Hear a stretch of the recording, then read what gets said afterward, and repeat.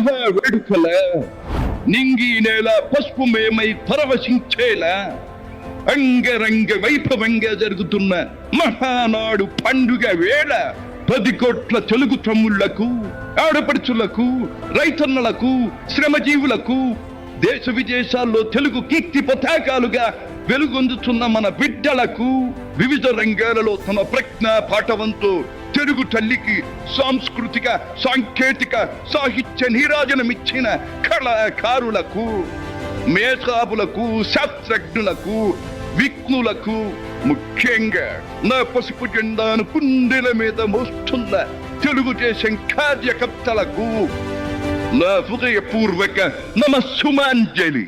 సరిగ్గా 43 ఏళ్లయింది నా తెలుగు వారి కోసం, నా తెలుగు జాతి ఆత్మ గౌరవం నిలపడం కోసం తెలుగుదేశం పార్టీ స్థాపించి.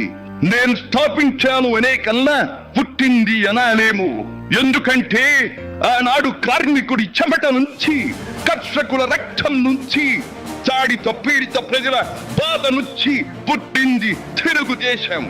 కులమత వర్గాలకు అతీతమైన నవ సమాజానికి సరైన నిర్వచనం చెప్పేందుకే తెలుగుదేశం పుట్టింది.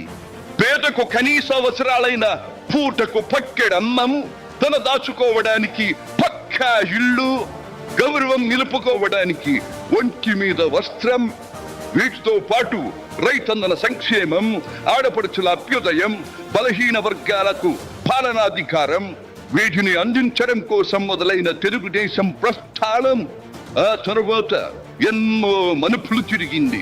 కొత్త జగతికి, అపూర్వ ప్రగతికి పాటను వేసింది. హైదరాబాద్, సికింద్రాబాద్లకు ట్యాంకు బండతో నేను సాంస్కృతిక వారధి కడితే, ఆ తరువాత సైబరాబాద్ అనే కొత్త నగరాన్ని పుట్టించి తెలుగు నేలకు, ఆధునిక ప్రపంచానికి సాంకేతిక వారధిని కట్టించిన వాడు చంద్రబాబు. లక్షల రూపాయల జీతం గురించి ఏమారైనా కలగన్నామా? దాన్ని సాధ్యం చేసింది నా తెలుగుదేశం ప్రభుత్వమే అని చెప్పడానికి నాకు గర్వకారణంగా ఉంది. డ్వాక్రా సంఘాలతో నా ఆడపడుచులు సాధించిన ఆర్థిక స్వాతంత్ర్యం చూసి నాకు సంతృప్తిగా ఉంది. గోదావరిని కృష్ణమ్మతో కలిపేది ఎప్పుడో పోలవరం తెలుగు వారికి దేవుడిచ్చిన వరంగా రూపొందే శుభదినం ఎప్పుడో అని ఆనాడు నేను పలవరించాను. పట్టి సీమతో ఒకటి నెరవేరింది.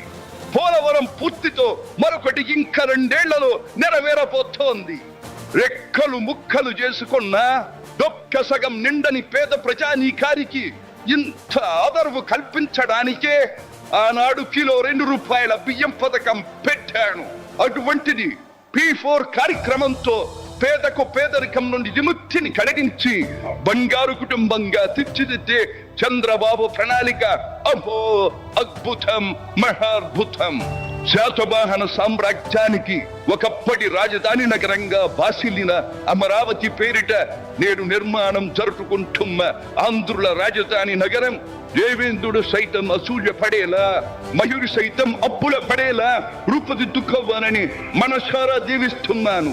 క్రమశిక్షణాపూరితమైన అభ్యుదయ సమాజ నిర్మాణ శక్తిగా యువతను మలచడం కోసం ఆనాడు నేను కలలు కన్నాను. యువగణానికి ప్రాధాన్యమిచ్చి యువశక్తికి పదును పెట్టి నా కలను నేడు తీరుస్తున్నాడు నా మనవడు లోకేష్. అంతేకాదు, అధికారానికి సరైన నిర్వచనం మానవ సేవ అని ఆనాడు నేను పాటించిన నియమాన్ని నేడు గతంలో ఆచరించి పార్టీ కార్యకర్తకైనా సాధారణ పౌరుడికైనా అండగా నిలుస్తూ నా వారసత్వానికి వన్నెదిస్తున్నాడు లోకేష్. గగన సీమ నుండి ఇది చూసి అయ్యా రే ఫలా ఫలా మనవడా ఫలా అని మురిసిపోతోంది నా మనస్సు. ఈ దేశం మనది, దేశ సమైక్యతే మా సిద్ధాంతం, మా రాష్ట్రాభివృద్ధే మా దేశాభివృద్ధే మా లక్ష్యం అంటూ ఆనాడు నిత్యం నినదించేవాడి. ఈనాటి వికసిత భారత్, వికసిత ఆంధ్రప్రదేశ్ గురించి వింటుంటే ఇదే కదా నేను కోరుకున్నది అనిపిస్తోంది. చివరిగా ఒక్క మాట, చెరుగు నేల నలు చెరుగుల పాడి పంటలతో పారిశ్రామిక వికాసంతో పరవశించాలని, తెలుగులాట ప్రతి ఇంట నిత్య వసంతాలు చెందాలని, ప్రజల కోసం అంకిత భావంతో ప్రభుత్వం చేస్తున్న కృషి ఫలితం కావాలని ఆకాంక్షిస్తున్నాను. సెలవు. సర్వే జన సుఖినో భవంతు.